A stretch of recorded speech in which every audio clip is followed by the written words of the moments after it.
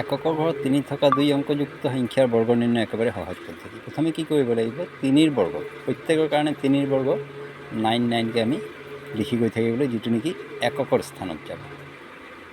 তাৰপিছত আমি কি কৰিব লাগিব, ৬ৰ ঘৰৰ নটা, ৬, 12, 18, 24, 30, ৬ৰ ঘৰৰ নটা লিখিব লাগিব।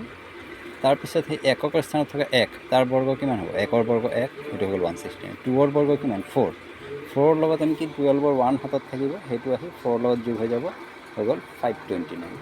তাৰপিছত 3ৰ বৰ্গ 9, তাৰ লগত 18ৰ 1 যোগ হৈ যাব 10, 1টো মুছি পেলাই 10 ইয়াত লিখিলে 1089। আকৌ ইফালে 4ৰ বৰ্গ 16, তাৰ লগত 2ৰ 4 যোগ হৈ যাব 1849। আকৌ ইফালে 5ৰ বৰ্গ 25, লগতে 3 যোগ হৈ যাব 28। তো 3 মুছি 2809, এইটো হৈ যাব 53ৰ বৰ্গ।